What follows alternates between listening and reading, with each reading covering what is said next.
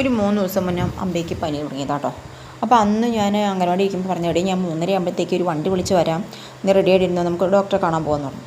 ഏയ് നീ ഇങ്ങോട്ടൊന്ന് വന്നാൽ മതി, എനിക്ക് നിന്നെ കണ്ടാൽ മതി, കുഴപ്പമൊന്നുമില്ല, വരാൻ പറഞ്ഞു.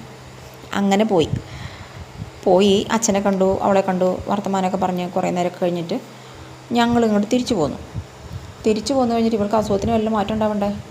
ഇതേ അമ്പയുടെ വീടാണ് കേട്ടോ ഇത്. അപ്പോൾ ഞാൻ ഇന്ന് രാവിലെ തന്നെ അവളെ ഇങ്ങോട്ട് വിളിച്ചു, ഇങ്ങോട്ട് വരാൻ പറഞ്ഞിട്ട്, ഇന്ന് അവധിയാണല്ലോ. അപ്പോൾ ഇവിടെ വന്നു കഴിഞ്ഞപ്പോഴാണ് തീരെ സുഖമില്ല ആൾക്ക്.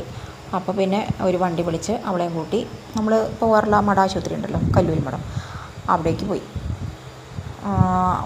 ഞങ്ങൾ ചെന്ന സമയത്ത് തിരക്കൊന്നുമില്ല കേട്ടോ, ഉച്ചയോട് കൂടിയിട്ടാണ് പോയത്. അങ്ങനെ ഡോക്ടറെയൊക്കെ കണ്ട് അവിടെ ഒരു ക്യാൻറ്റീൻ ഉണ്ട് അതിൻ്റെ പുറകിൽ, അവിടെ പോയി ഒരു ചായ കുടിച്ച്, നല്ല പ്രകൃതി ഭംഗിയാണ് കേട്ടോ അവിടെ ഇരിക്കാനായിട്ട്. നമുക്ക് കുറേ നേരം വെറുതെ അങ്ങനെ ഇരിക്കാൻ തോന്നും.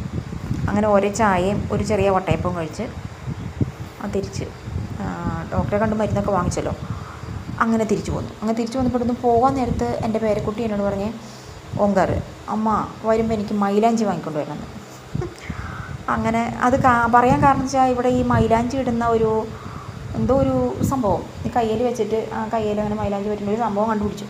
അപ്പോൾ അവന് മൈലാഞ്ചി വേണം. അങ്ങനെ മൈലാഞ്ചി വാങ്ങി ഞങ്ങൾ തിരിച്ചു പോകും.